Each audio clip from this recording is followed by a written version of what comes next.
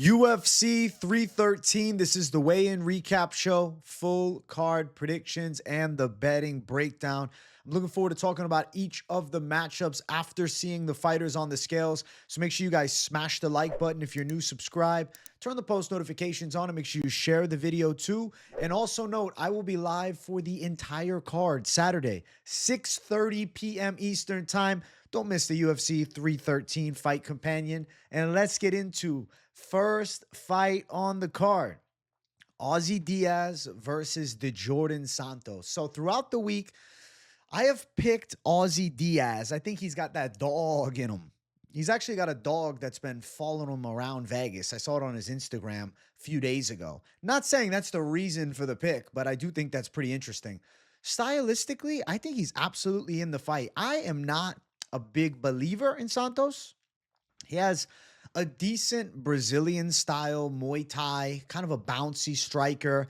At times, though, he looks really weird with his awkward striking, kind of reckless and crazy. It's just, he fought Will Curry last time, who was kind of terrified of him and really had no answer for the pressure. I don't think he looked incredible in that fight. He just shut down a prospect that wasn't UFC level for sure. I don't think Santos is all that high level either. He's got a lot of wins against Brazilian cab drivers, right? He's taken out guys that are just tomato cans to build up his record. I don't know, man. He doesn't strike me as a guy to keep an eye on. He's 27, but I just question his technical abilities. I really don't think the guy's all that good. He's got a little bit of striking, a little bit of clinch work. I mean, he's got some finishes on the ground, but the opposition 1-4, 6-13.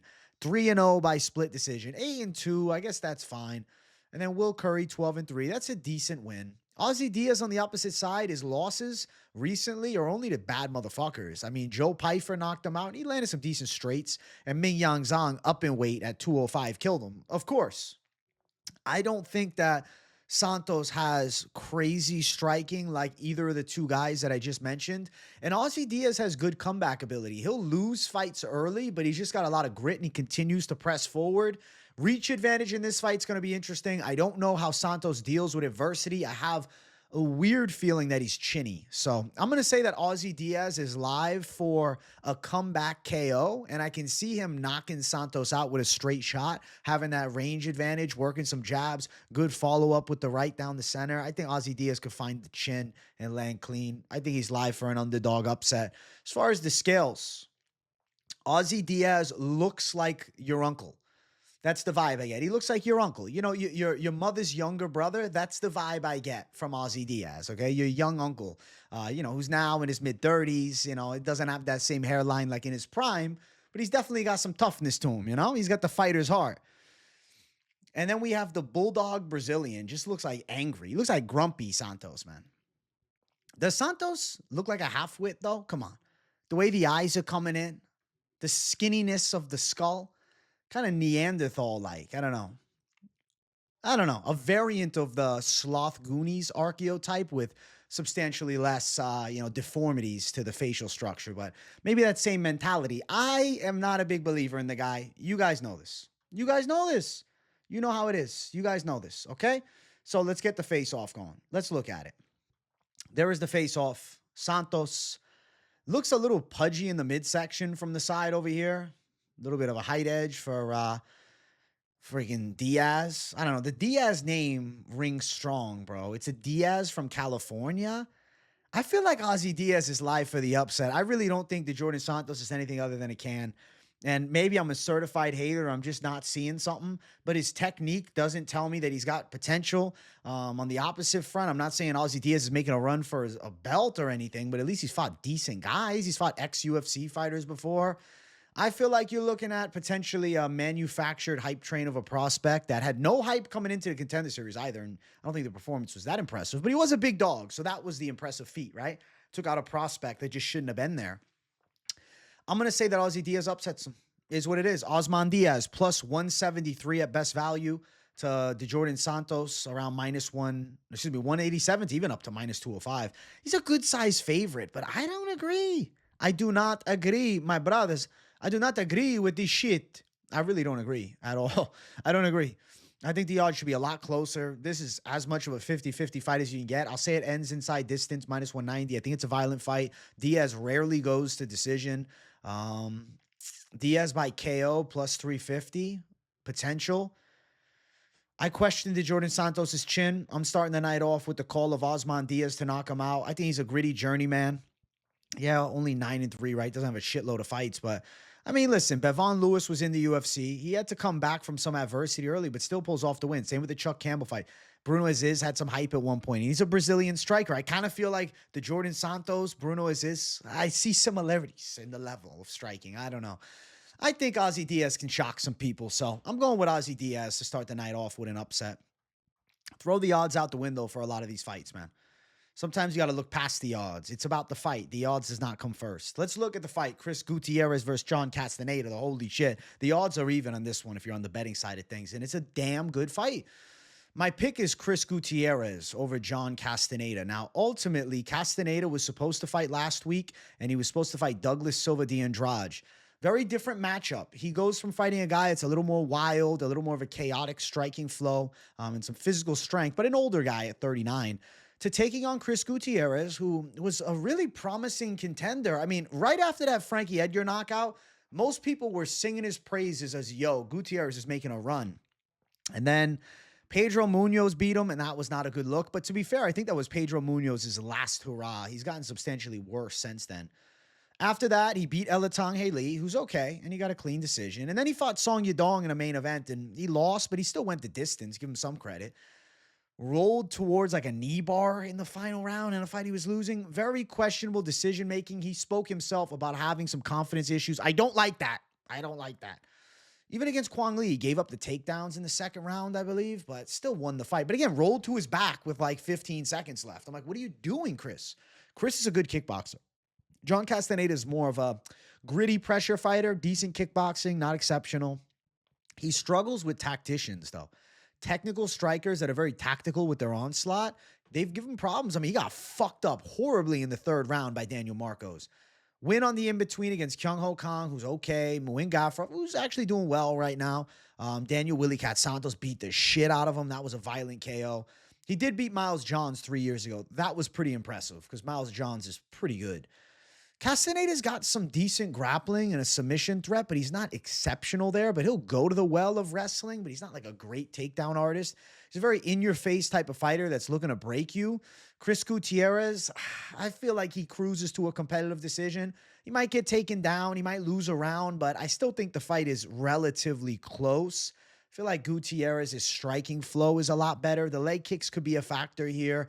Good distance management, and also I actually really like that Gutierrez is fighting in the big octagon. If it was the smaller cage, if we were at the UFC Apex, there would be more of a push for Castañeda from my feelings because inside of the Apex cage, right, you have less room to move. In the big cage, I think Chris Gutierrez does pretty well in the big cage, man. I do. I think Chris Gutierrez kind of slips moves, stays lateral movement going, focused on the flow, chopping at some strikes. And I think Gutierrez takes home a competitive decision. Let's look at the scales, though. Let's see how these guys looked. So John Castañeda, he looked in good shape. Didn't seem to have too rough of a weight cut there. Actually, it's at 145, but he did cut weight to 140 last week. So 2 weight cuts in a row, but this wasn't a big one. I think he'll be okay. I don't expect substantial impact. Chris Gutierrez, man, he's got the face of somebody that's fucking battle-tested now. He's taking some damage over the years. He's aging quick. What the fuck? But he looked pretty good on the scales, man. And when Chris Gutierrez is on one, he's still a really scary striker. As far as the face-off between the two, nothing substantial. A little height advantage for Gutierrez. We got Castañeda with the goofy glasses. I'll be honest, bro. Straight throwback. I feel like I'm looking at 1970s brought back into 2025 with the shades and the mustache for Castañeda. I respect the style that he's rocking with, man. It's definitely eccentric, but ultimately, it ain't about the stylish glasses or the fucking stash. It's about the fist fight. I think Gutierrez probably wins a close one. Both guys, I mean, same age bracket too. Not like, oh, well, Gutierrez is 37. No, Gutierrez is literally the same age as Castañeda. Both are 33. I'll say Gutierrez, the more technical fighter, pulls off a win, but I will tell you, unless you played this early, you're not getting good lines. So opening up, Gutierrez was a 2-1 underdog. How crazy is that? Now it's even money down the center at minus 110. Holy shit. Gutierrez is not even a dog anymore. It is what it is, though. The pick. There's actually a flip. Now Castañeda is the dog here, and he opened up as a freaking slight favorite there. Bet online was it was crazy odds, though. Holy shit, man. Minus 235 for Castañeda at open from Bet online. Holy hell. I'm going to say Gutierrez wins it on the cards. I think we go over 2.5. Gutierrez is still durable. I know he makes mistakes, but he should win. Minus 270. Let's see here. What are we looking at? Is the spread worth your while? Damn, minus 230 on that Castañeda spread? I don't really like it, man. I don't like it. And if Gutierrez to fuck him up like 30-27 or knock him out, And I don't really like minus 230. That eliminates all excitement. I think it goes over. I think decision win is relatively high likelihood on both sides, but I'll say Gutierrez wins the decision at plus 150. Castañeda would have to be on demon time to lock up a sub. I'll just read it off at plus 1,000. Because to be fair, if you submit Miles Johns, regardless of my pick in fights forthcoming, I still have an immense respect for the threat of grappling. Though I don't think Castañeda is taking out Gutierrez. So the pick is going to be Gutierrez by decision. Next fight on the card, we have Mairon Santos versus Francis Marshall. I've been picking Francis Marshall all week. I don't understand the odds for this fight whatsoever. Mairon Santos is a very talented Muay Thai striker and an Ultimate Fighter winner, but let's not act like he ran through that show easily. He had 2 difficult fights on the show, and then he came into the finale, and he fucked Khan Ofli up. But on paper, Khan Ofli is the dream fight. Minimal striking, wrestling, pressure, attack, but not that explosive. Really short arms. 66-inch reach, Khan Ofli had. Yeah, Santos from outside, live to fuck him up. Santos' wrestling's improved since the Dan Argueta loss years ago. I remember, Santos coming into the UFC, I had more of a worry of his wrestling, but he has shown significant improvements. But here with Francis Marshall, he's got a very in-your-face prospect. It's not just wrestling from Marshall that makes me pick him. I think his striking is quality. He's a very reactive striker. He's got decent hands. He's got decent counter shots. He takes a good punch. He's in your face with fucking pressure. He's a strong kid, 25, nearly 26 years old. Training with Grant Dawson. I like that he switched to ATT. I think it's way better for his career because he's great training partners. I don't agree with the betting lines, man. I don't. I think this is pretty much a 50-50 fight and a battle of prospects. You have a Contender Series winner in Francis Marshall, and you have an Ultimate Fighter winner in Mairon Santos. It's the battle of 2 of the UFC's feeder shows, really, that get guys into the octagon, the prospect shows. I think Francis Marshall can win a 29-28 decision. I know Mairon Santos has good striking, but I do believe Francis Marshall will close distance and land shots in close range, potentially threaten with takedowns. I think Santos has moments where he lands good strikes. I see it as a close fight. Don't get it twisted. It's going to be competitive. But ultimately, Francis Marshall is not in this fight to lose, right? The odds will have you believing that he is a complete and utter opponent. He's absolutely not. He is in the best fucking shape of his career. The dude is absolutely stacked with fucking muscle. Look at the freaky ass left bicep. Thing looks like a fucking alien head growing out of his arm. Dude, Francis Marshall can fight, man. He can fight. Mairon Santos looks in good shape too. Not taking anything away from Mairon. He's absolutely dialed the fuck in. But damn, that's so interesting to me. Let's look at the face-off, right? Now, there's some incorrect heights revolving around Santos. He's 5'9". UFC stats had him at 5'7". They have Marshall at 5'9". They're both about 5'9", I believe. Similar height. Santos crafty with his Muay Thai, better from long range. Marshall's going to be better in close. I see it as a scrappy dog fight where both guys have big moments. You got to give Marshall respect, too, for the 4 UFC fights. Really bad loss to Isaac Dolgarian, I know. But he did really well against William Gomez a couple years ago. Nearly choked him out in the final round. Lost a split decision in that fight. I think Marshall's still a good prospect, man. Took that super short notice fight against Dennis Bazooka up in weight and absolutely brought the thunder to him. I think Francis Marshall is a live underdog. He's plus 236 as the dog with Mairon Santos as a minus 276 favorite. Like I'm saying, the odds are simply wrong for this fight because it's much more of a prospect battle as opposed to like a squash match, which the odds like this will have you believing that it's a squash match. It is not. Francis Marshall is 2-2 in the UFC. He's nearly 26, but he seems to be UFC level and he seems to show improvement. Over is live at minus 200. Let's see. Marshall by decision plus 450. I do think he's live by decision. Spread on Marshall plus 105. Huh. Well, if you don't want to go for the D-Gen straight money line, the spread is live because I can see him taking a round. I really can. At worst, I can see him taking a round. If Mairon Santos knocks him out, I think I'd be more on the surprise side. I know he looked great with Ofli, but it doesn't mean every time he's just fucking people up with ease. Con Ofli was kind of, now looking at it, hindsight 2020, a fabulous matchup for him. This is a much more difficult fight, and this is a legit test in his second UFC fight and his true debut. This is not the Ultimate Fighter finale. This is a fight against a fellow UFC fighter who has wins in the octagon and is coming off a win in the UFC. I'm going to say that Francis Marshall is a live dog. If you don't like the money line, the spread side at plus money.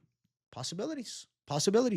Give me Francis Marshall as an underdog to pull through with a surprise and definitely make it a damn tough fight. But if you don't want to touch the money line, I think it's worthwhile to mention the spread. Fridays, we mentioned those, so not a bad idea. Not a bad idea. All right, let's keep running. Let's keep on running. Next fight, Alex Morono versus Carlos Leal. So Carlos Leal should definitely beat Alex Morono. Alex Morono's kind of fallen from grace. But Carlos Leal was potentially on a lot of anabolic substances in his debut when he lost that controversial decision to Rinat. His back was like covered in acne, his shoulders. Like the dude just looked like a fucking science experiment gone rogue. He looked jacked as hell, but like, holy hell, he also was pimply as fuck. Carlos Leal's boxing is pretty decent, but he does get hit a lot. Morono, decent striking, gets hit a bit, doesn't have a ton of power though. Good little loop and overhand, but I'm telling you, Leal's going to be in his face throwing. The odds suck for this fight, and the odds are just simply way too wide, but I do think Carlos Leal wins the fight. I think Carlos Leal closes distance, lands clean, but I don't think it's a easy fight per se. Like Leal's got the knockout chance, but at the end of the day, Morono's got a fuckload of UFC experience. I know he's got 2 losses in a row. Nico Price loss was bad. D-Rod loss was not as bad. Win in the in-between against fucking Court McGee, dude. Lost there to Buckley, which he was kind of competitive-ish. Win against Tim Means. I mean, his wins are guys that are pretty much retired. He's fighting a primed Brazilian Carlos Leal, whose most recent loss is the controversial one to Fakhretdinov, and prior to that, in PFL, he lost to Sabidusi, who has won the PFL championship. So I feel like Leal's pretty decent. To go to decision with him twice, actually, and lose a split. Like, Leal's a capable fighter. That's what I'll say. And Morono, a mid-tier UFC welterweight, I feel like Leal's live to win this thing. 30 years old, in his prime. I do worry about the, potential accusations of the anabolics and then not being on him. Does Leal have any pimples anymore? I mean, he still looks absolutely jacked, but I don't know. I'd have to see the backside, but no chest acne, or really doesn't seem like any shoulder acne. Seems like a new look Leal here, but he looks in good shape, to be fair. It's not like he's a melted physique. Maybe he's natural. There's Alex Morono on the other side. He actually looks in decent shape as well. I mean, he's not fighting for his job. I think the UFC will still keep Morono around even if he loses. But, not a great position to be in, a 3-fight losing streak. And, one of those losses to Nico Price, another one to D-Rod, and then to Leal, who's, pretty good against Fakhretdinov, but still, it's Leal. Face off there. Yeah, a lot less acne, man. Wow, Leal, he looks a little melted, bro. The traps have come down a little bit. It's more of a competitive fight than the odds will have you believing, but that's not going to bamboozle me into picking Morono. I still think Leal's got decent enough boxing and he's got good enough pressure where he can win in competitive fashion here. So I will pick Leal to pull through. I do think he gets it done. Morono, a very big underdog. Oh my gosh. The odds will have you believe in, something else. This should be a squash. No, I think it's a competitive fight that Leal wins. Plus 550 for Morono. Leal at minus 800 as a huge, huge favorite. I don't like that one bit. Let's see. Over a round and a half, minus 185. I could see it, but to be fair, last 2 wins for Leal are first round knockouts. Granted, lower level, not inside the UFC. One of them in LFA. Let's see. Do you want to chase a prop? Leal by KO. What is that? Minus 150. That sucks. Minus 115. Leal decision plus 185. I don't really even like that though. I don't know. Leal's like unplayable. You can't do much.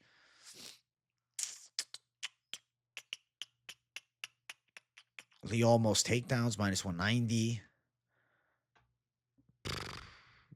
Morono equals scorecards, no action, plus 450. I don't even see one for Leal. Oh, wow. They didn't have anything. Wow. Okay. Yeah, I'll say Leal wins. Could be a finish. I'd say decision or KO are the two most likely outcomes. I'm kind of feeling like Morono makes it closer than people anticipate, but you can't do much with the odds here. You can throw it in a parlay and a longer shot, but just recognize you're eating shit. You're eating shit for sure. You're eating shit. So best not to fucking nibble and just swallow it whole, accept that you're eating shit and just like, fuck it. A slight boost of your odds if you put them in a parlay, but you're eating shit. You're getting shit on. They're like, hey, go fuck yourself. Leal to win. Let's move on. Next fight on the card, Bruno Ferreira versus Armen Petrosyan. I am picking Bruno Ferreira. I like this underdog a lot. I think Ferreira's got a good chance. One of my favorite underdogs on the card. I think Bruno Ferreira can absolutely crack in this fight. I think he's going to catch Petrosyan with a looping shot over the top. Those overhands are ferocious. Petrosyan got real short arms at 6'3". He's going to be punching down to Ferreira, and Ferreira loves shots over the top, and I expect him to connect to Petrosyan's chin. Petrosyan will not have an option of doing anything but striking in this fight, and to be honest, Ferreira could surprise Petrosyan and getting him to the ground, right? Ferreira has that judo background. I think Ferreira is too powerful. He's going to be in Petrosyan's face. Like, Abus Magomedov beat Ferreira, but he was able to survive because of his wrestling and grappling capabilities. Petrosyan does not have that. Petrosyan's a gifted striker. He's got a kickboxing background, but very technical striking style. And a lot of times the technical strikers, they struggle with very in-your-face savages, especially Petrosyan, who doesn't have a good reach, is not going to have an easy time keeping away from Ferreira. Like, I think Petrosyan needs to be really fucking precise throughout the whole fight to beat a Ferreira, whereas I think Ferreira can close the gap, land a couple big shots, and I could see Petrosyan knocked out. He's coming off a KO loss to Shara Bullet in the most previous fight 4 months ago. Before that, Adolfo Vieira beat his ass. Did have 2 wins in a row. Beat Christian Leroy Duncan by decision, who's a decent prospect but doesn't have a lot of power. Beat AJ Dobson, another guy who's okay, some wrestling, but really not that impressive. Lost to Kyle Barrio by decision, who's a pretty masterful grappler. And, you know, a pretty good striker, too. I think Bruno Ferreira smashes Petrosyan's face. I think the Hulk Ferreira is going to walk him down and throw some fucking hammers, and Petrosyan's going to eat one, and he's going to fall. Ferreira will not be denied here. He's not taking 2 losses in a row. I still think Bruno Ferreira is an interesting middleweight, especially in striking-only fights for the most part. There's Petrosyan. You can see he does got the short arms, man. Short arms. He's punching right down at Ferreira, and he's getting caught over the top in close range. There's thick boy Ferreira looking like a menace to society. Look at this guy. Look at this crazy guy. Bruno Ferreira is a fucking crazy guy for sure. Look at the crazy guy. And look at the face-off. See that height distance, right? Petrosyan taller. Look at his shoulders. The level of shoulder. You got a good fucking 8 inches of shoulder difference between the two. Petrosyan's going to be punching down at Ferreira. That chin is going to be upright. And I think a big shot over the top makes him go night-night. Upright chin, night-night. Give it to Ferreira by KO. I think so. I think the relentless pressure, the chaotic striking flow, and the danger threat. He's such a good underdog. Plus 115. Fabulous, fabulous. Minus 135 Petrosyan. I think Ferreira wins. Inside distance you could play if you maybe have an inkling that he could potentially lock up a sub, because he does have the judo base, though he's a knockout artist. Inside distance for Ferreira, plus 175. KO upwards of plus 225. Submission all the way at plus 800. Let me check something here. 3 submission wins. When was the last sub win for our boy? He knocked out RoboCop too in his debut. That was fucking impressive. The dude's a knockout artist, man. He hasn't got a sub in a while, though. A triangle here. He's got a rear naked choke. To be honest, though, he's got a versatile submission attack. Armbar, rear naked choke, triangle choke. Bruno Ferreira is well-versed, man. I think Ferreira is going to win. I lean the knockout, but inside distance, not a bad idea. I think this fight ends inside of the distance at minus 200. I see it as a violent affair, and I think Ferreira will not be denied. He'll consistently press forward on Petrosyan, land big shots over the top, shut his lights off, and I think that one of the best underdogs on the card, man. If you're looking for an underdog, it's a really good one on the prelims, especially if you're looking for a prelim underdog. Maybe you don't want to play a bigger plus money line. You would rather go for something close money dog, then Ferreira might be your one. So Bruno the Hulk Ferreira to knock Armen Petrosyan out is going to be the official prediction in this fight, and I love it. Let's go.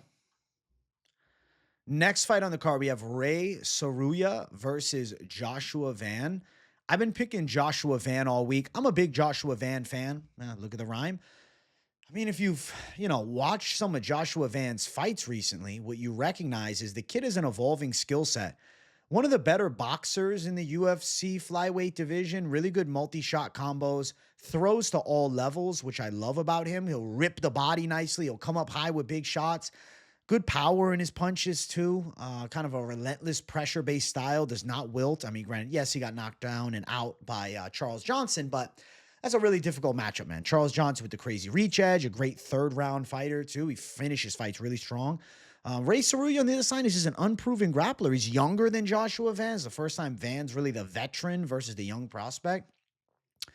Tsuruya's grappling looks pretty good. He's creative on the ground. He's got nice throws. He has different techniques for sure, but I feel like Van is kind of be like a cinder block with that low center of gravity. He's going to be hard to get down. And as far as the striking, I think Rei Tsuruya is in big trouble on the feet, man. I think Joshua Van lands some clobbering shots to the chin of Rei Tsuruya. And I think Joshua Van with multi-shot combinations probably does some significant damage. I think it comes down to how tough is Rei Tsuruya. We don't know about his chin yet. He went 3 hard rounds with Carlos Hernandez, but he did get tested a bit. Guys with frames like Joshua Van seem to give Tsuruya problems. More the shorty, stocky flyweight build. Mark Climaco gave him some trouble here. It was more of a hard fight on Contender. But then he looked like a sensational savage against Jinyu Yishu. The way he's like trying to crank necks and throw up twisters. Very creative jiu-jitsu attack. Very skillful submission artist. But ultimately, wrestling, not great. Not at the level that I think would take out a Van. I question his striking completely. And he's very young at only 22. Van a little bit older, more UFC experience, more battle tested at a high level. And I also think he's a sensational prospect. I think that Tsuruya is biting off a little bit more than he can chew for a second UFC fight. He's a road to UFC guy, and they tend to get busted at some point. And I think we could be looking at a prospect bust in this fight here. And I think Joshua Van does work, does some damage, lands some big punches. I think a later stage KO for more of a volume striking attack or a decision or live outcomes. And Rei Tsuruya, is that the septum piercing? Does he have the Peyton Talbot septum piercing? Fraud check incoming. There's Joshua Van looking jacked and ready to go. Let's get the face off between the two of these guys. Let's get the face off. Very anime style face-off, man. Some Dragon Ball Z shit with Tsuruya getting low, bringing the hand out like he's the Kung Fu Kid. Van just staring into his soul. Respectable face-off, though. I just think Tsuruya's a little young for this level, man. It's a jump. It's a serious jump. From Carlos Hernandez to Joshua Van is a fucking serious jump. Joshua Van fucked up Cody Djorden last time, and Cody Durden's pretty good. Cody Djorden is a longtime staple of the UFC flyweight division. Cody Djorden is a quality fighter. I mean, he was beating Bruno Silva until he got caught. He has a win over Charles Johnson.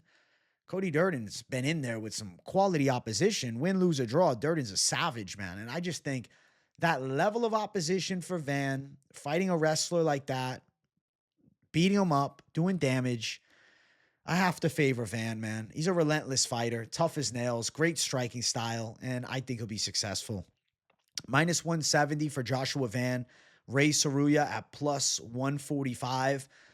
Now, ultimately, I think KO or decision are the most live method of victory outcomes for Joshua Van. Let's see here. Decision for Van plus 140, KO plus 260. Let's see if I can find... Do we have KO or decision? Let's see what's available.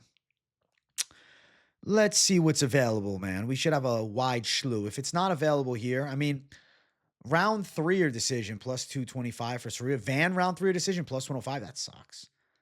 Van most significant shots minus 500. Van KO or decision minus 175. So you just tell me to go fuck myself? Wow. At that point, I mean, why the fuck am I not just playing the money line? You have better odds for the money line than you do playing Van by KO or decision. There's literally nonsense to that line. So yeah, Joshua Van to win. He should land bigger shots, better shots. Live for a second, third round finish if you're looking for like a D-gen bet on something plus there. But at the end of the day, Van straight is, live money line, potential parlay piece as well. We'll talk parlays at the end. Joshua Van to get it done. Next fight on the card, we got Curtis Razor Blaydes versus Rizvan Kuniev.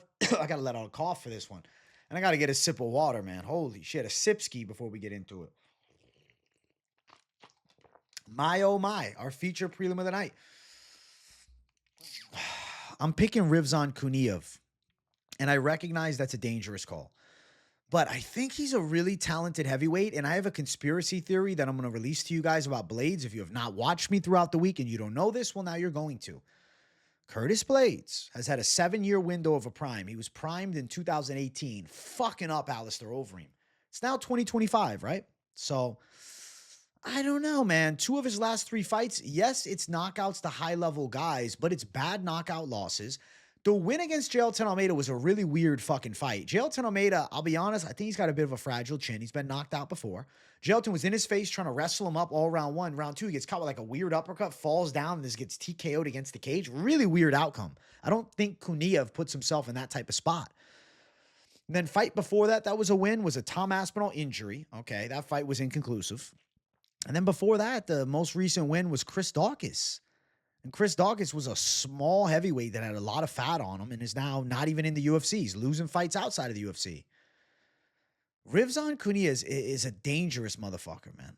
I think Rizvan is a very quality striker, not extremely technical, but not normally what you get at heavyweight is extreme level of technique.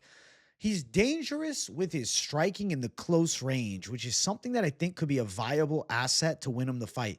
He's got nice elbows in close. He's got nice knees in close. Good Muay Thai in close range. Now, does have the Wushu Sandow background, so his striking arsenal is pretty solid. I will say I favor the boxing of Blaydes from the mid and long range over Kuniev, but Kuniev does have good pressure. He has good wrestling as well. Blaydes, better wrestling on paper for sure, but I think Kuniev could stop the takedowns of Curtis Blaydes. I guess I see this as kind of a weird matchup that Kuniev's debut is this level of fight, but there has been hype on Rizvan Kuniev for a number of years. He did test positive for steroids almost 2 years ago.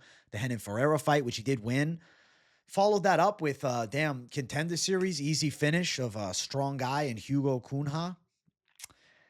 I think Rizvan Kuniev could catch Curtis Blaydes. My biggest question mark around Blaydes is his chin. So let's say he has a fight against a Dagestan savage like Rizvan Kuniev. And let's say that the takedown defense of Kuniev is as good as I'm anticipating. So let's now play this fight out. Takedown defense of Kuniev holds up. Blaydes now forcing Kuniev towards the cage. Maybe Kuniev potentially reversing the position.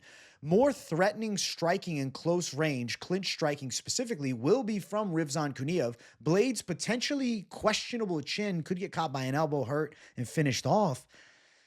I think Kuniev is live in this spot. I think he can make this a difficult fight for Blaydes. Kuniev also, he's been working out with ATT a lot. Jairzinho Rozenstruik, former opponent of Curtis Blaydes, and Blaydes beat him by a decision. Kuniev's wrestling is better than that level, so I think Kuniev could keep this fight standing. And in a striking fight, I think it's pretty competitive. Like I said, Blaydes from the outside, Kuniev from the inside. I'm going to say Rizvan Kuniev is live for an upset win, man. And I think that that's a massive statement to make your debut against Blaydes. Why is the UFC throwing him to Blaydes? Why are they not giving him any time to build? I think because they want to find out right now whether Kuniev is a guy that can compete at a high level or not. They're like, either you're going to win and now we're putting you in big fights, or you're not, and now we know that you're not there right now. It's like, we're going to find out like that. We're not waiting around. He was supposed to fight Martin Boudet. Fight got canceled. They're like, all right, we're going to throw you Blaydes. Fight got canceled. Now rebooked here. I think Kuniev could be pretty good, man. He was a good amateur, too. He's got a fuckload of experience, dude. I think Rizvan Kuniev could pull off a live upset in this fight here. And I'm very interested to see how the matchup ends up playing out when the cage door closes. There's Rizvan Kuniev. Chubbier heavyweight, but does seem to have more noticeable muscle definition. Might be that he got a tan leading up to the weigh-ins this week. Might be. He's 264 and a half. Blaydes coming in at 262. Blaydes a little heavier. Last fight, Blaydes was in the 250s, I believe. So Blaydes put a little weight on because he's dealing with a big boy. And Blaydes, I mean, he don't really look too fat, but, he's carrying maybe a tad bit more body fat than recent fights. Could be to his benefit, but also could be to the detriment. Could slow him down a bit. Could gas him out a bit. I think Rizvan Kuniev could catch Curtis Blaydes and shut his lights off, man. I know Curtis Blaydes is the king at beating guys that aren't in that top circle, but He ain't fought Rizvan yet. Rizvan and him nearly the same height, both about 6'4". Blaydes will have the reach advantage, but I think the Dagestan fighter is just going to be relentless, man. I think the Dagestan fighter just stays in Blaydes' face. I think he comes after him. He might get caught with something big, but then doesn't wilt, keeps attacking Blaydes, might look to wrestle Blaydes. I don't know how Blaydes will defend there. Wrestling defense normally good, but could potentially get taken down. If we're forced into a striking fight, though, I think Kuniev can find that chin. I'm going to say Rizvan Kuniev's going to get a knockout here. I have question marks around Blaydes' durability at this point of his career as well, and I know Kuniev is dangerous in multiple ranges, so I don't agree with the odds. Plus 275. The reason that they're so wide is because Kuniev doesn't have the name value on his resume, right? So it should just be a squash match for Curtis Blaydes, but I'm not so sure about that. I'm not so sure about that at all. I think this is a very interesting matchup. Kuniev, yes, he's getting a huge competition jump right out the gate, but I think he's kind of catching Blaydes at a good time. You know, if this was 2 years ago, it's a different conversation, but I don't know, man.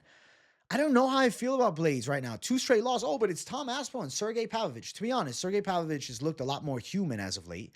And on the side of Tom Aspinall, he's a freak athlete, but he knocked out Blaydes in one shot, though.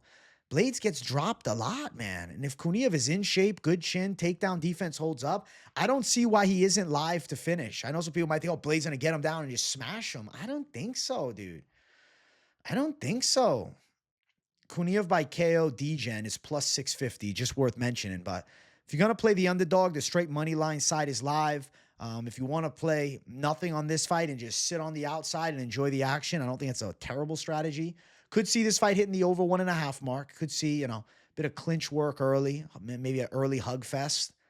I'm very interested to see Rizvan Kuniev's striking flow in this fight, but I like his elbows, man. I like the elbows. I see him catching Curtis Blaydes with the fucking elbow. And I don't know how Blaydes reacts, man. Let's see. Kuniev with the biggest chance, bro. Debut. Hey, we're throwing you Curtis Blaydes. Let's get you into the top 5 out the fucking gate. That's crazy. I'm going to say the Dagestan fighter could be the kryptonite to a Curtis Blaydes style with his takedown defense, his striking ability, and his durability. So I'm going to say Rizvan Kuniev could surprise the powerful Curtis Blaydes. We're going with him. Next fight on the card, it is our main card opener. If you guys are watching and you haven't yet, make sure you hit the likes. And if you're new, subscribe to the channel. We got Bobby King Green versus Mauricio Ruffy. I've been picking Mauricio Ruffy, fighting nerds all week long. You guys know what it is. You have to pick Ruffy. You don't fade fighting nerds until they give you a reason to. Outside of, you know, the transports, the, you know, switched up teams and then went there. But the OG staple guys from fighting nerds, man, the guys like, you know, Ruffy, Prates, Barrio, come on. Come on, you can't fade him right now.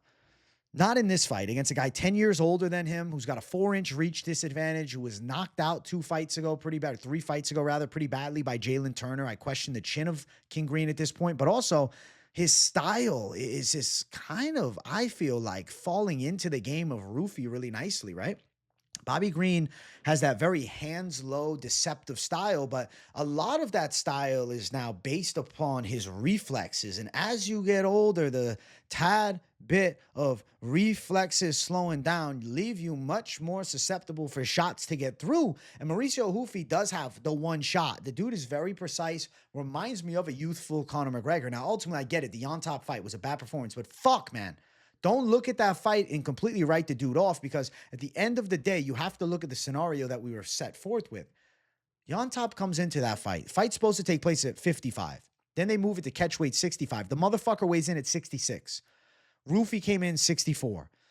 The only reason Yon Top could survive to the final bell and take those power shots is because of the advantage of not having to cut the weight. It fucked Ruffy over, and it was kind of a manipulation tactic to give him a better chance to pull through. But still, Mauricio was landing big shots early in the fight and doing serious damage. And I don't think Green at 155 is taking the same shots that at welterweight, on short notice of, you know, the fight getting moved up to that weight class, Yon Top, granted 165 catchweight, but you get what I'm saying. 166, that ain't a 165 catchweight. Yon Top still missed weight. Yeah. I'm saying Mauricio Ruffy live to beat King Green and get a little momentum building back on his side. I know people are kind of questioning his game a tad, but I think most sharps know that this kid is fucking skilled. Skillful strike. And there's Ruffy. Looks in pretty decent shape. Doesn't look incredible. Kind of looks like a Brazilian spin-off McGregor mixed with, I don't know, kind of looks like Nick Klein, actually, from the other week, man. If you just squint, you wouldn't even think he's Brazilian. Then we got Bobby King Green himself. I'm still saying Bobby Green, but it's King Green now. Looks in good shape. Looks in good shape. Looks pretty shredded. The face-off, you got King Green, Bling Green, really. He's got the chain on. He's got the absolute savage glasses on. Then you got the fighting nerd shades on Hoofy's side. I think Mauricio Hoofy can catch him. I think he can land a good clean punch down the center and knock Bobby out, man. The pick is Hoofy. He's a minus 500. I think he wins. Plus 375 for Green. Could take Hoofy longer than a round. I could see this fight getting into the second round and him finding his timing before landing the death touch shot. But I do anticipate that Hoofy does land the big punch and put Green's lights out. But because he got a bit tired in his last fight heading into round 3, we could see more of a calculated pace early to try and find his timing as opposed to really going ballistic for the KO early on, you know? Hoofy by KO sits at plus 105, minus 150 at worst, but plus 105 live. I think Hoofy wins. I think Hoofy's live for a KO. I could see it in the second round. That's like a real D-gen call. I'm not telling you to do this, but out of curiosity. KO round 2 plus 400. I could see him taking a little bit of time, just a little bit of time before he can completely handle Bobby Green, you know? But the pick is going to be Mauricio Hoofy to pull through at... Wow.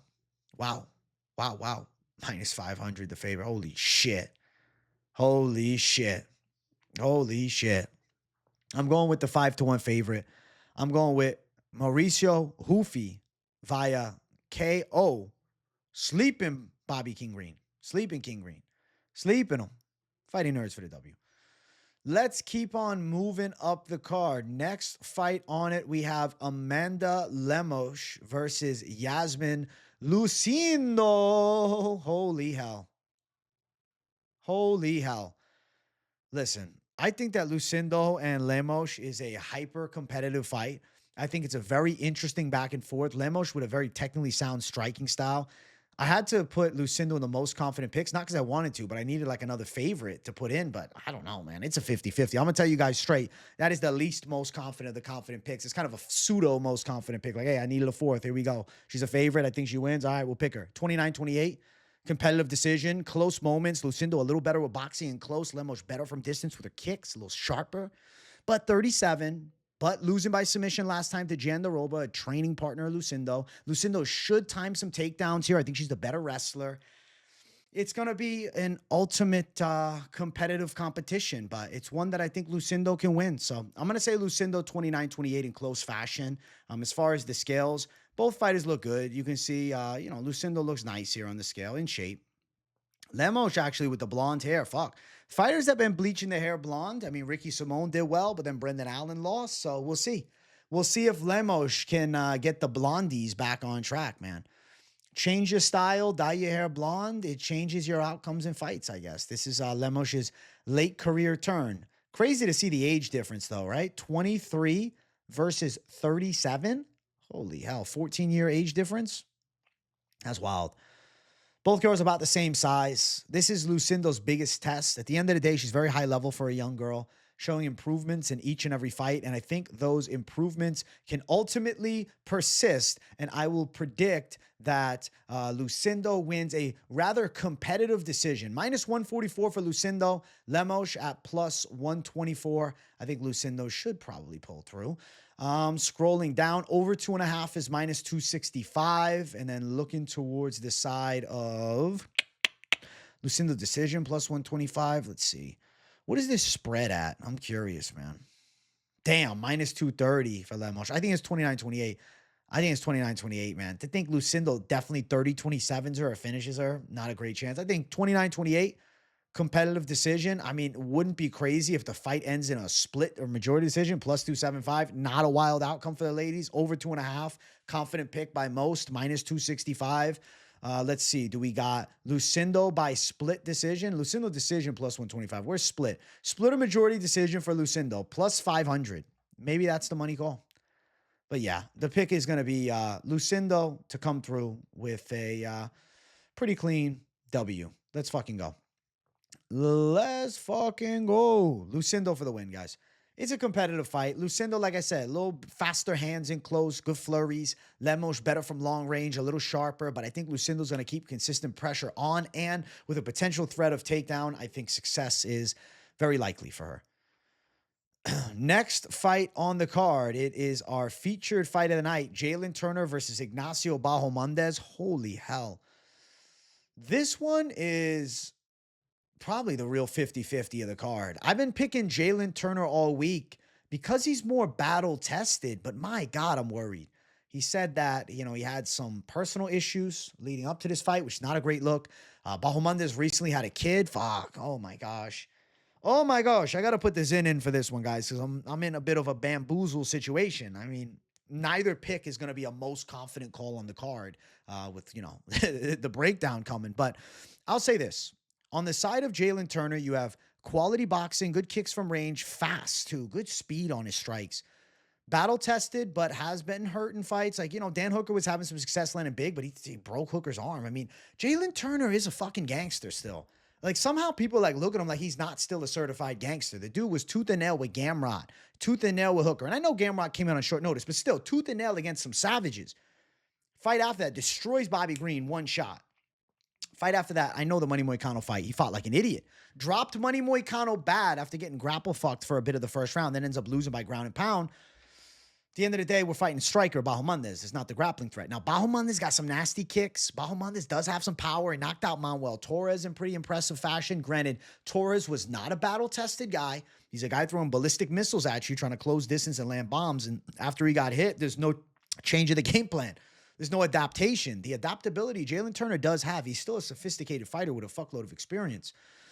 Fight before that, Bahamondes fucked Christos Giagos up. And then fight before that, he lost to Ludovic Klein. I know it was some wrestling for Ludovic, and it's a different matchup, but it's not that long ago. I mean, 3 fights ago, Jalin Turner is losing a split decision to Dan Hooker, who's fighting, high level, was supposed to fight, Gaethje in the co-main event of this card. Might be fighting Sarukian now.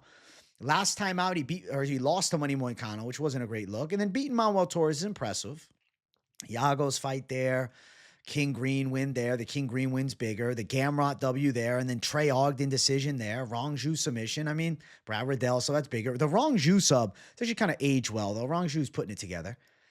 I've been watching Bahamondes his whole career, man, and the hype on him, I hear it all the time. Oh, man, he's gonna be top. He's gonna be top 15. He's got that potential.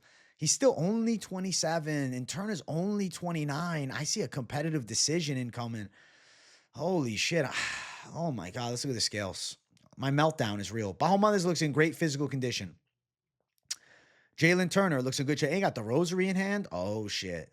The man of Christ has got to be the pick, my brother. That's it. Not saying Bahamondes isn't. I don't actually know. Turner looks in good shape, though. Doesn't have the aura with the hair anymore, but still good shape for Turner. Let's look at the face-off. 2 of the skyscrapers of the UFC lightweight division. Both of these guys freakishly tall. You can see the face-off there, eye to eye. Going to be interesting to see how one another fares with somebody as tall. I'm going to say Turner, just a tad bit more calculated, can win a competitive decision. If Bahamondes goes out there and beats Jalin Turner, especially finishes him, holy shit, he's got a big 2025 incoming. And Bahamondes then is like the prospect to keep an eye on because he'll be breaking into the top 15. Turner's still pretty good. I don't know. He's a hard matchup for a lot of people with that height, too. Holy hell. Striker versus striker. I'll say 29-28 Turner. Yeah, competitive fashion. He's a slight dog at plus 110, so I guess I'm going the slight dog, but it's a 50-50. Minus 130 Bahamondes. I don't like pick flipping, but I will say there is a momentum shift towards Bahamondes that I feel, and I'm not advising, go out and bet on fucking Jalin. But recognize Bahamondes has not been battle-tested like Jalin Turner has, okay? So those are just valid points. I do think over 1.5 is live at minus 185. I think both guys are going to land some significant shots for sure.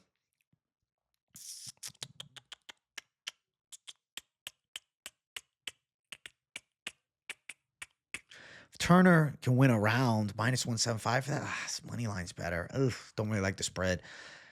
Bahamondes inside distance, because I know some people are curious, plus 200. And if you think he gets the KO, it's plus 285. I know Turner's been hurt before, but he's durable at 55, man.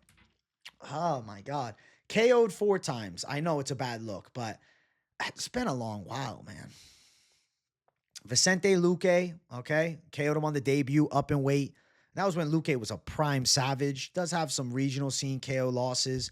Got knocked out in 11 seconds there. Fuck, that's a bad look. But it's a long time ago, man.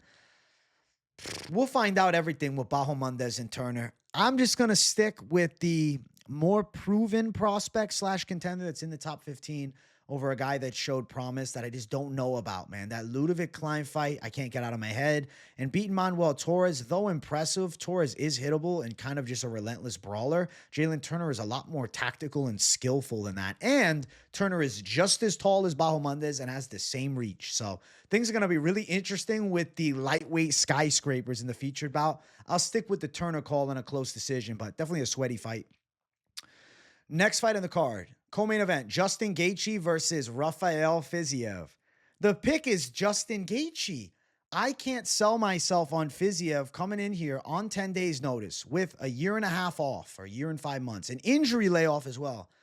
Say what you want. Oh, he's training. He was getting ready. He wanted to fight February 1st against Gamrot. The fight wasn't booked, though. He took his fight on 10 days notice against Justin Gaethje, who was training for a motherfucking war against Dan Hooker.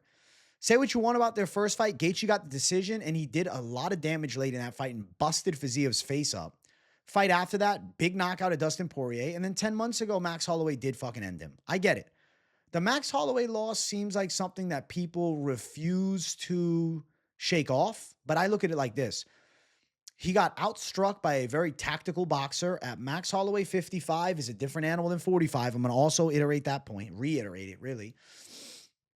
Another factor as well with Justin Gaethje is he got kneed early in the fight, right in the nose, broke his nose, which I do think had an effect on his performance, but I'm not saying that is a fucking excuse by any sense of the word. I am not saying that.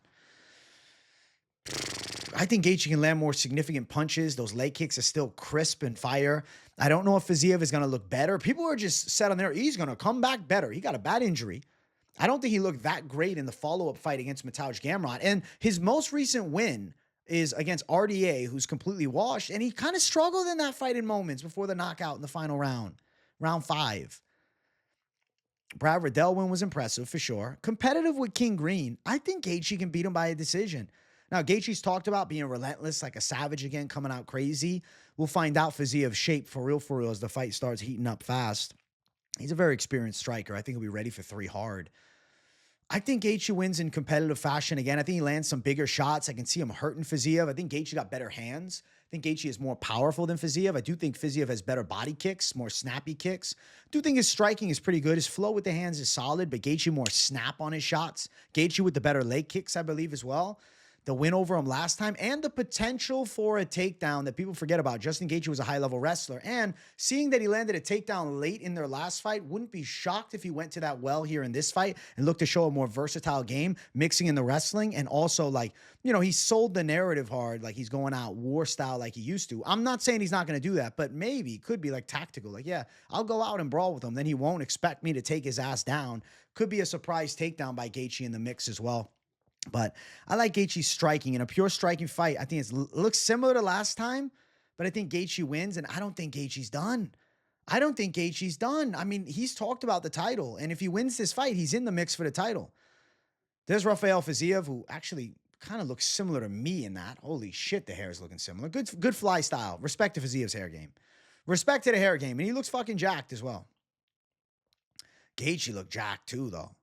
Gaethje looking jacked, man. Justin Gaethje is in fucking shape for this fight. More rounded delts than ever before. I think that Justin Gaethje is locked in, man. I think he knows that a fumble here is kind of not a career ender. He could still get more fights, but it will eliminate him from the elite of the UFC. And I still feel as though in Justin Gaethje's mind, he sees himself as a top guy in the world, and he's looking for one more big fight after this one. And I think the possibility is still high that he could get one. Now, let's look at the face-off. I think Gaethje's winning. I'm calling him the Savage Dog Lock. I'm going with Gaethje, and I've been Savage Dog Locking it multiple weeks in a row. I've hit 3 straight. Last week was on the prelims. Last week was really the most Savage Dog call ever. Plus 270 lock of Sam Patterson as the dog lock. This time, we're going with a more competitive line. We're going with Gaethje in a war. It's an intense face-off. I think Gaethje does it again. Similar fashion to last time. I just don't know if Fiziev is that tier. I don't think he's top 5. I think he's top 10. And I think Gaethje handles him. Gaethje to win again. Underdog. Justin Gaethje. I was surprised to see him as a dog. I know people say, oh, they're trap lining you. I don't know. He's plus money, plus 125. It was in the even territory. Fiziev, minus 155 is the favorite. I think Gaethje can pull through, man. I'm surprised to see him as a dog. I don't know if this is a gift from the bookies or if we're all being deceived and falling right into the fucking mousetrap. But I think that Justin Gaethje is going to land some significant shots. I think people are assuming he's done for after the Max Holloway loss, but recognize he did a proper rest and recovery. He took a good amount of time away from sparring. He took some time off from the game to let his body heal. And I think he trained harder than ever before. And I think this could be the final run. And I think that Gaethje is in a must-win spot if he wants to stay the Justin Gaethje that we look at him as. And I think that the former BMF champ's live to beat Fiziev. 3-round fight instead of 5. I wish it was 5, though. I wish it was 5. We all wish it was 5. Gaethje by decision, plus 350. If he KOs Fiziev, that'd be madness. Plus 350 for that. Fiziev did get KO'd early in his UFC career. Anything else seem promising here? Most significant strikes, Gaethje, minus 115. They're going to be close on the numbers, but I will say Gaethje gets it. The 3.5 on Gaethje, minus 150. I mean, I do definitely think he's live to take a round. I think he could survive Fiziev's onslaught. I think he might get hurt, but I think he also might do some hurting.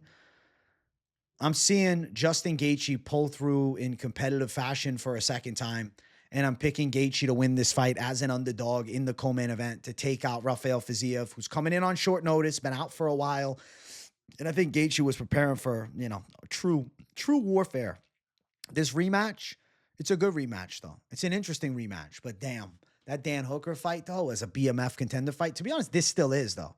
3 rounds instead of 5. I wish we had 5. But Gaethje's ready to go. I think he's in phenomenal shape. And I think Gaethje's going to win a hard-fought fight against Rafael Fiziev and get some respect back on his name. Get back in the mix. Next fight is our main event. If you guys haven't, make sure you hit the likes. And if you're new to the channel, welcome. Hit the subscribe button. We got Alex Pereira versus Magomed Ankalaev. I have been picking Magomed Ankalaev all week long. Actually, I've been picking him for a couple months, and people fucking hate it. Listen. Magomed Ankalaev, crafty striking skill set, pretty mobile. Good boxing combinations in close range where I believe you could catch Alex Pereira. Yes, Alex Pereira is an offensive fucking monster. I get it. But defensively, he's not that great.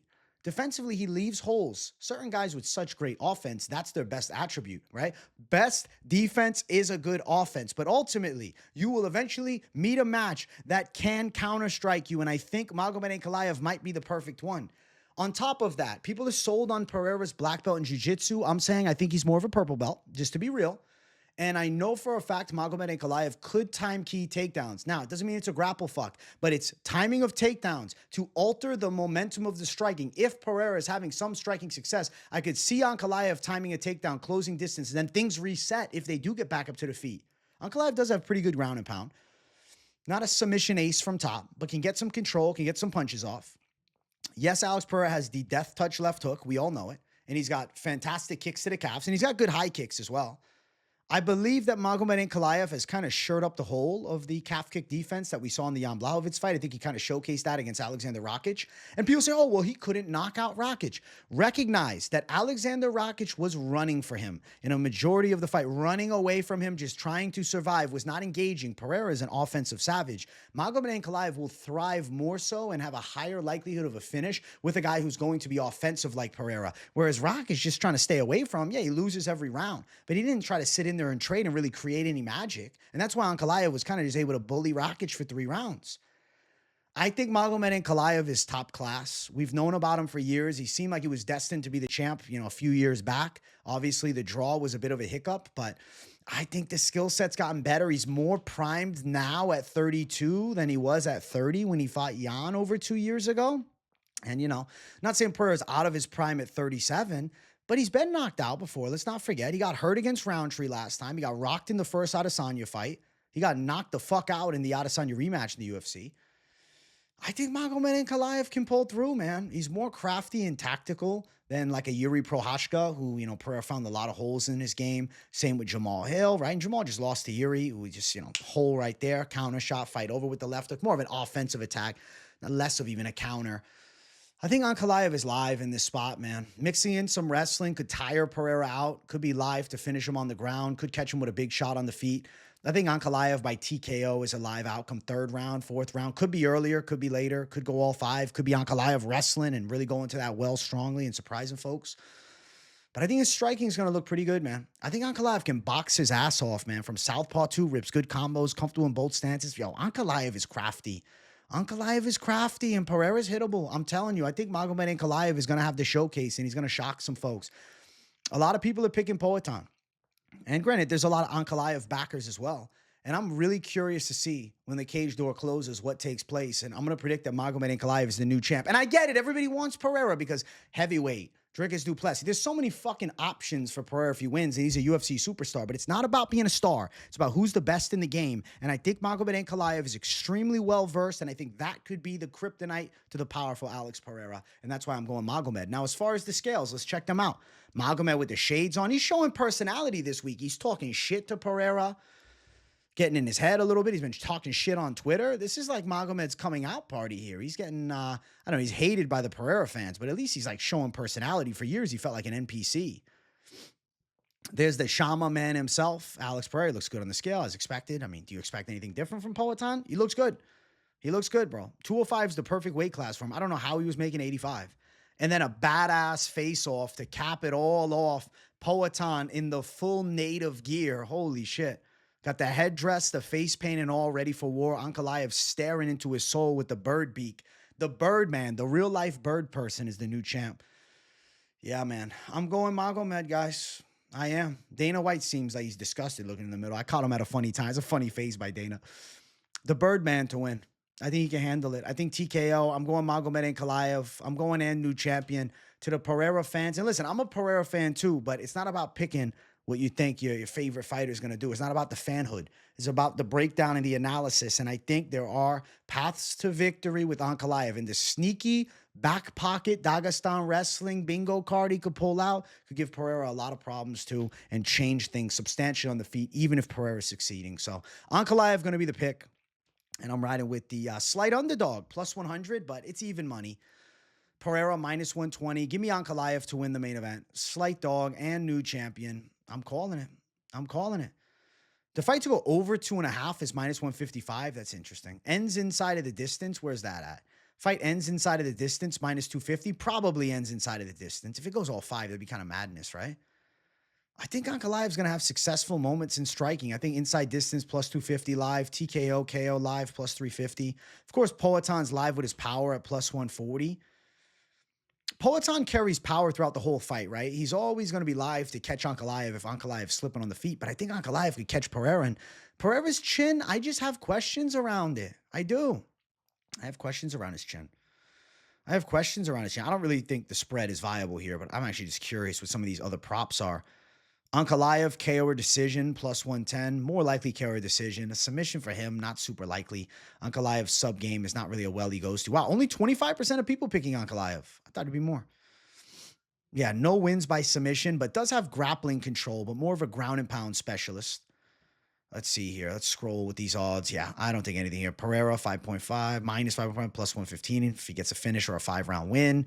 If Ankalaev was able to win a round, so minus 150. Nah, I don't like it. Or I don't know. If they're going 5 rounds, you got to think it's Magomed Ankalaev by decision, I think. This is about to be a fucking crazy-ass fight. Absolute violence incoming. I'm going Ankalaev and new, guys. I'm going Birdman, the bird person, taking out everybody's favorite fighter. I think the Black Magic will be ineffective against the Dagestan Savage. And I think Ankalaev lives up to his destiny and becomes a champ, which many of us for years thought he was going to. Now he has his second shot. And I think he's Pereira's kryptonite. We shall find out on fight day. Those are the predictions for the full card. But I am not done just yet. I do want to talk about some parlays. Now, you can see I have the bright green.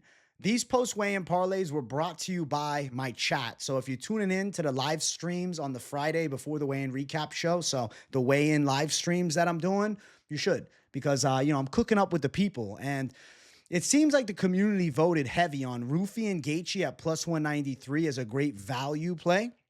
And then Ruffy, Gaethje, and Lucindo's over at plus 310 is another value. Little alternate action that was cooked up is Van and Ruffy looking for a value side of near even money. I like that at minus 103. Van, Ruffy, and Lucindo, and I believe it's the Lucindo over 2.5. Just mismarked it there. Plus 177 if it's the over 2.5. Not Lucindo straight. That's the over 2.5. Just note that. Ferreira and Marshall, if you want to go two savage dogs on the prelim, you want to grab your nuts and hope for the best, plus 663. And then Ferreira and Ruffy at plus 168. And I told the folks I'd read out a special one. You want to go Djorden savagery? Ozzy Diaz to expose a guy that I don't think is that good at plus 165. Mauricio Ruffy on your lineup at minus 435. I think you could put those two together, but if you want to run it with Savage Dog Lock Gaethje, it's plus 676. Without Gaethje, it's plus 226. And if you also like my other favorite underdog from the prelims, if you like Bruno Ferreira, plus 611. Some ways to play it. Now, these other parlays all still stand. They're all savage Djorden plays. I'm not telling you I'm playing every one of them. I got the templates. I'm trying to see what you guys like because I'm balancing. Maybe you're like, yo, I like that one. I was thinking the same, and I give you confidence on it. Or maybe you don't like one of the picks on it. You replace it with another, but the, mentality is strong. Leal is way too big of a favorite, but I do think he wins the fight. That's why he's in some of these. Gaethje, Savage Dog Lock in a shitload of them, but that's why I was excited for the post-weigh-in parlays to bring some alternates without Gaethje in if things were to go awry, but I see success, my man. Savage Dog Lock's got 3 in a row. I think we can hit 4. I think everything's still cooking, man. Gaethje, Ferreira, and Diaz. You want to be a savage? Plus 1363. I told you, big dog money. There's some ways we can run it, man. Lucindo in the mix at plus 4663. If you had Gaethje, Ferreira, Diaz, Van, Ruffy, Lucindo. It's all Djorden. If you're going outside of 2-3 fighter legs, you're going Djorden mode. Money line's your best shot. But sometimes you got to have a little fun and chase the big odds. And, well, maybe you'll find something. I wish you guys nothing but luck on the parlays, all right? I wish you nothing but the best. It's a beautiful UFC 313 coming at us tomorrow, or maybe it's today, depending when you're watching. I hope you guys enjoyed this week's weigh-in recap show. I've had a blast with hella content all week. Actually, a record-breaking weigh-in live stream for the Lunchtime Live this week. So shout out to you guys for tuning in to the Lunchtime show every single weekday.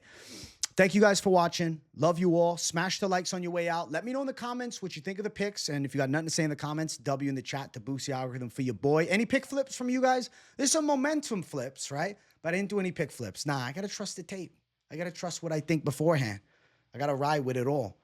Subscribe if you're new. Welcome to the channel. I appreciate and love each and every one of you. Hit the post notifications as well. You don't want to miss a video or a live stream. I'll be live for the entire card tomorrow. So make sure you tune into that Fight Companion. Thanks for watching, everybody. I'll see you all in the next one. Peace out.